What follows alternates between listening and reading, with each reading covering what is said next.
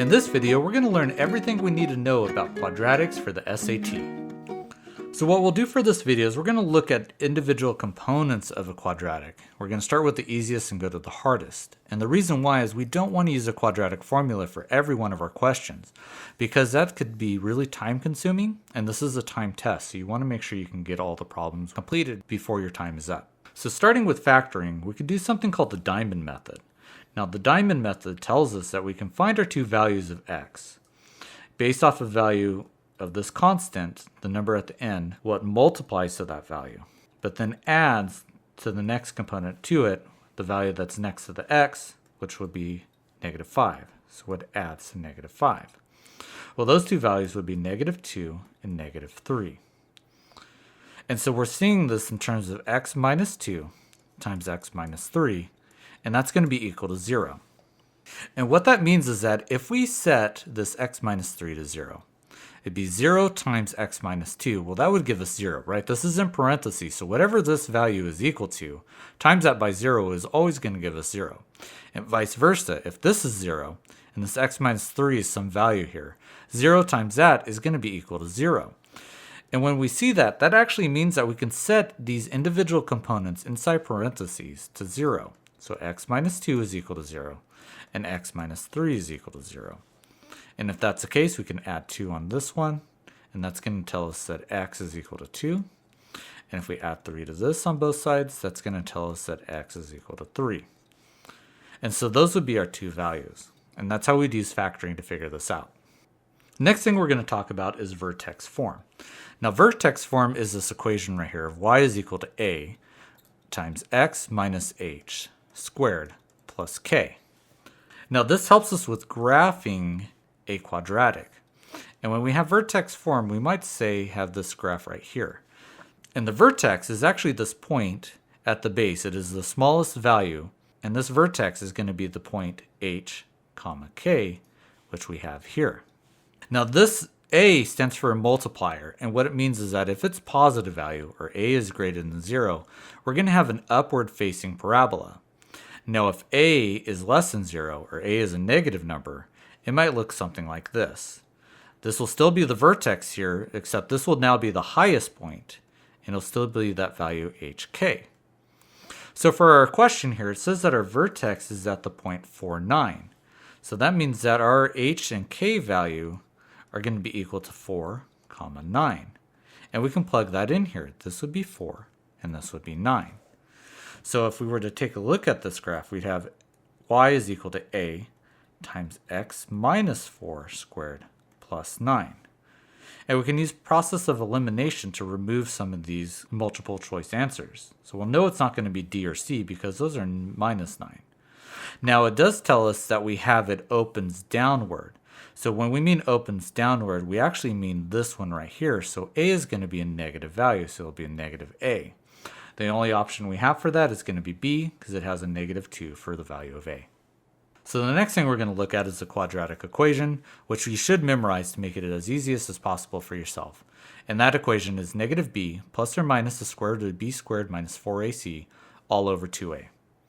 So for the question that we have, it says, what is the largest solution to the given equation? So when we see this, it's set equal to 0, and that helps us find those two values of x. Now we can plug these values in. We have a, b, and c, with a being next to the x squared value, b being with the x, and then c being the constant. Plugging in those values, we're going to get negative times a negative 20 plus or minus the square root of negative 20 squared minus 4 times 24 all over 2 times 4. It's always easiest to simplifying this. Now we're going to have 20 plus or minus the square root of 20 squared, or negative 20 squared, is going to be 400 minus 16 times 24 all over 8. Simplifying this more, we're going to get 20 plus or minus the square root of 400 minus 384 all over 8, which then simplifies to 20 plus or minus the square root of 16 over 8, which simplifies now to 20 plus or minus 4 over 8. So we're going to have two values. We're going to have one for the plus and then one for the minus. So we'll have 20 plus 4 over 8 as one answer. And then we'll have 20 minus 4 over 8 as our other answer. Now it's asking for our largest solution, so that's always going to be the plus value. So that's going to be 24 over 8, which would actually simplify us 3. If we took a look at this value, this is going to be 16 over 8, which simplifies to 2. So our largest value will be 3. So another thing we could do is finding the max and min. Now remember, we talked about the vertex, and the vertex is going to be that max or min to a point. And we usually see questions like this if it's involving, say, a rocket ship, a football, or a basketball. The vertex is going to be the highest point, which means the maximum height. Now we can find this value because the x value that we would see here is going to be a value of negative b over 2a. And if we know what the x value is, or in this case we have t, we can then plug that value in to then find the maximum height. So knowing that, we can find the maximum or the vertex or the x value of the vertex by plugging it into this equation. So we have a, b, and c. So we're going to have negative 20 over 2 times a, which is going to be negative 5. Well, that's going to simplify to negative 20 over negative 10, which simplifies to 2. So that means that the value of t, or our time of 2 seconds, would tell us when we reach the maximum height. So if we have t, we can find the maximum height by plugging it into the equation. So we'd have negative 5 times 2 squared plus 20 times 2 plus 15. Well, that's going to give us negative 5 times 4 plus 40 plus 15. That would be negative 20, which then would mean that this simplifies to 35, and the equation is in terms of meters, so it would be 35 meters. So next, we'll take a look at quadratic systems. What we could also see it as is if we take a look at it in terms of graphs, we'd have our quadratic formula, and then we have x minus 1. So it's asking, what is one solution to the system? So it could go through the point twice, and we're looking at the points where they intersect. It might even only go once right here at the edge. And so it's going to ask, how could we figure out what the quadratic system looks like? So given, if you're short on time or you're unsure, what you can always do is plug in these multiple choice answers into both of the questions and see if you get the same thing. The other way you can do it is, since you have the variable y, we can plug in y, which is equal to x minus 1, into the equation here. So we'd have x minus 1 is equal to x squared minus 4x plus 3. We can simplify everything over to this side, so what we're going to see is we'll have 0 is equal to x squared minus 5x plus 4. Now we could do the quadratic formula, but it's always best to see if we can factor. So we'll do the diamond method first. So what number multiplies to 4 but adds a negative 5? And that would be minus 4 and minus 1. So we'd have x minus 4 times x minus 1 is equal to 0. So that would tell us that we'd have two x values of x is equal to 4 and x is equal to 1.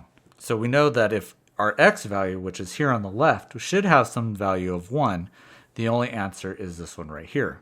And that would make sense. If we plug in x into this equation, we would get 0 out for y, right? 1 minus 1 would be 0. So 0 times 1 minus 4 would be negative 3. So negative 3 times 0 is 0. So that would tell us that our y value is 0.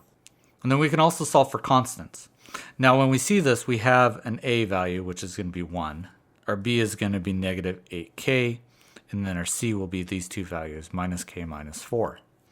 So it says k is a positive constant. And what is the product? Meaning the multiplication of the solutions to the given equation. So for this one, it's most likely we couldn't do a diamond method to figure out what the values of k are. We actually can't.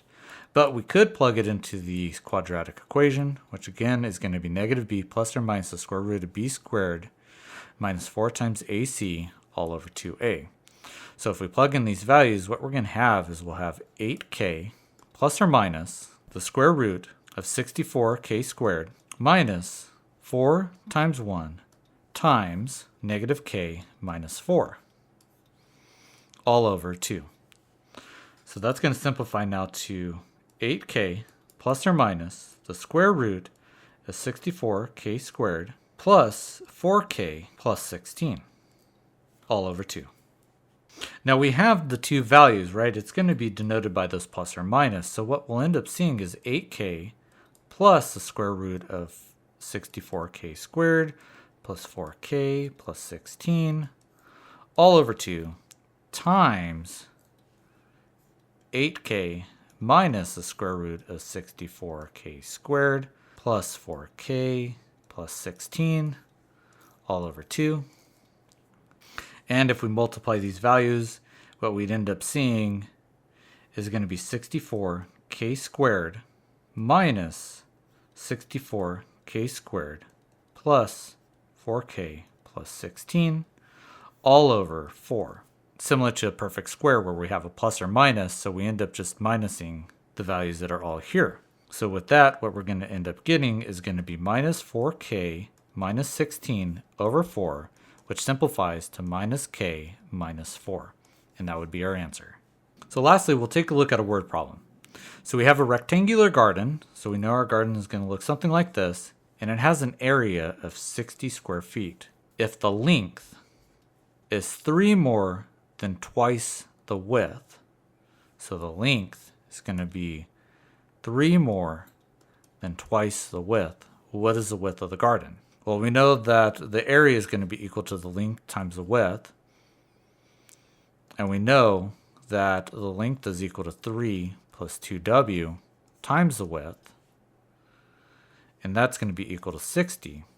What we'll end up getting is 2w squared plus 3w is equal to 60. We'll move 60 to the other side. So now we're going to get 2w squared plus 3w minus 60 is equal to 0. And we can use a quadratic to plug this in. So we get minus 3 plus or minus the square root of 9 minus 4 times 2 times negative 60 all over 2a, which is going to be equal to 4. So now this simplifies to negative 3 plus or minus the square root of 489 all over 4. And that's going to be equal to w.